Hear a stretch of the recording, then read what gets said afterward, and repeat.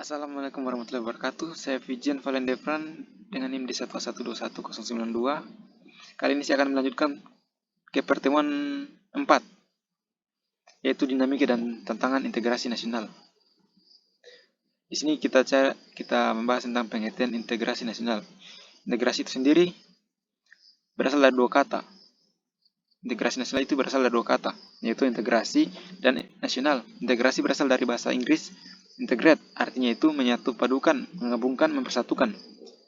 Dalam Kamus Besar Bahasa Indonesia, integrasi artinya pembaruan hingga menjadi satu kesatuan yang bulat dan utuh. Kata nasional berasal dari bahasa Inggris, nation, yang artinya bangsa. Dalam Kamus Besar Bahasa Indonesia, integrasi nasional mempunyai arti politis dan antropologis. Bagian A secara politis berarti menyatukan berbagai kelompok budaya dan sosial dalam kesatuan wilayah nasional yang membentuk suatu identitas nasional. Yang bagian B secara antropologis berarti proses penyesuaian di antara unsur-unsur kebudayaan yang berbeda sehingga mencapai suatu keserasian fungsi dalam kehidupan masyarakat. Faktor pendorong tercapainya integrasi nasional terdapat 7. Yang pertama, anggota masyarakat merasa mereka berhasil saling mengisi kebutuhan-kebutuhan antara satu sama lain. Yang kedua, terciptanya kesepakatan bersama mengenai norma-norma dan nilai-nilai sosial yang dilestarikan dan dijadikan pedoman. Yang ketiga, norma-norma dan nilai-nilai sosial dijadikan aturan baku dalam melangsungkan proses integrasi sosial. Keempat, adanya rasa senasib dan seperjuangan yang diakibatkan oleh faktor sejarah. Yang kelima, adanya ideologi nasional yang tercermin dalam simbol negara yaitu Garuda Pancasila dan semboyan Bhinneka Tunggal Ika. Biar berbeda-beda tetapi tetap satu. Yang keenam, adanya tekad serta keinginan untuk bersatu di kalangan bangsa Indonesia seperti yang dinyatakan dalam Sumpah Pemuda. Yang ketujuh, adanya ancaman dari luar yang menyebabkan munculnya semangat nasionalisme di kalangan bangsa Indonesia. Di sini ada faktor pendukung integrasi nasional dan faktor penghambat integrasi nasional. Pendukungnya itu yang pertama penggunaan bahasa Indonesia, yang kedua adanya semangat persatuan dan kesatuan dalam bahasa, bangsa dan tanah air Indonesia. Yang ketiga adanya kepribadian dan pandangan hidup kebangsaan yang sama yaitu Pancasila. Yang keempat adanya jiwa dan semangat gotong royong, solidaritas dan toleransi keagamaan yang kuat. Yang kelima adanya rasa senasib sepenanggung akibat penderitaan penjajahan. Untuk penghambat integrasi nasional ada 4. Yang pertama, kurangnya penghargaan terhadap kemajemukan yang bersifat heterogen. Yang kedua, kurangnya toleransi antar golongan. Yang ketiga, kurangnya kesadaran dari masyarakat Indonesia terhadap ancaman dan gangguan dari luar. Berikutnya, adanya ketidakpuasan terhadap ketimpangan dan ketidakmerataan hasil-hasil pembangunan. Berikut dinamika integrasi nasional dalam lingkup mahasiswa. Integrasi nasional tidak hanya tercermin dalam kehidupan masyarakat secara nasional, integrasi nasional juga tercermin dari kehidupan mahasiswa. Jika mengingat kembali proses lengsernya Presiden Soeharto, pastinya tidak terlepas dari peran mahasiswa.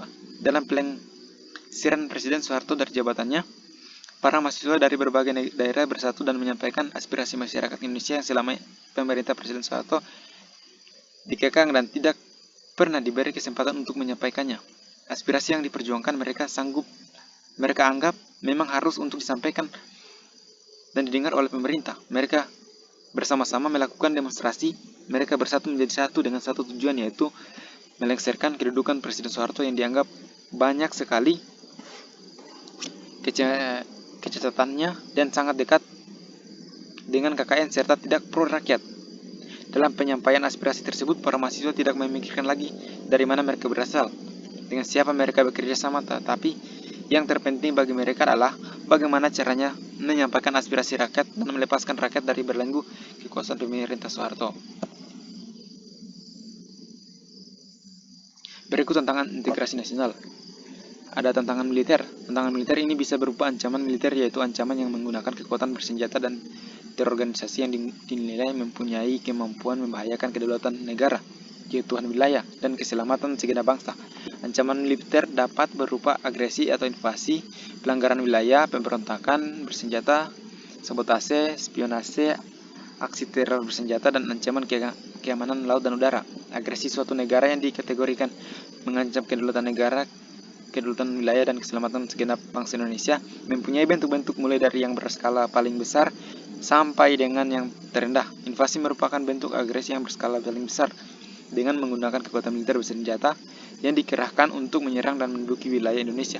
Bangsa Indonesia pernah merasakan pahitnya diinvasi atau diserang oleh Belanda yang ingin kembali menjajah Indonesia sebanyak 2 kali, yaitu 21 Juli 1947 dan 19 Desember 1948. Tantangan non-militer. Tantangan non-militer pada hakikatnya berupa ancaman yang menggunakan faktor-faktor non-militer yang dinilai mempunyai kemampuan yang membahayakan kedaulatan negara, kepribadian bangsa, keutuhan wilayah negara, dan keselamatan segenap bangsa. Ancaman ini salah satunya disebabkan oleh pengaruh negatif dari globalisasi. Globalisasi yang menghilangkan sekat atau batas pergaulan antar bangsa secara disadari ataupun tidak telah memberikan dampak negatif yang kemudian menjadi ancaman bagi keutuhan sebuah negara, termasuk Indonesia. Tantangan non-militer diantaranya dapat berdimensi ideologi, politik, ekonomi, dan sosial budaya. Kesimpulan, bagian A ini dinamika integrasi nasional yang pernah dilalui masyarakat Indonesia meliputi integrasi dengan membentuk kesatuan yang baru, yakni bangsa Indonesia yang merdeka, yang ditunjukkan oleh bersatunya beberapa tokoh yang berasal dari berbagai daerah demi membangun Indonesia yang merdeka, berluat adil, dan makmur. Selain itu juga ditunjukkan dengan integrasi nasional yang tercermin pada tanggal 28 Oktober 1928 dengan Sumpah Pemuda, akan tetapi integrasi nasional juga tidak selalu berjalan mulus. Bagian B, dalam menyampaikan aspirasi terhadap ketidakpuasan kepemimpinan Presiden Soeharto, para mahasiswa tidak memikirkan lagi dari mana mereka berasal, dengan siapa mereka bekerja sama, tetapi yang terpenting bagi mereka adalah bagaimana cara menyampaikan aspirasi rakyat dan melepas rakyat dari belenggu kekuasaan pemerintah Soeharto. C, di era pasar bebas seperti saat ini, ketika MEA telah resmi dibuka di Indonesia, maka akan banyak budaya-budaya ataupun ideologi luar 29 yang akan masuk di Indonesia. Keadaan seperti ini selain akan mendatangkan keuntungan bagi negara Indonesia, juga bisa menimbulkan suatu masalah atau tantangan bagi integrasi nasional. Contoh masalah yang timbul dihadapi dalam integrasi nasional adalah adanya cara pandang yang berbeda tentang pola laku duniawi.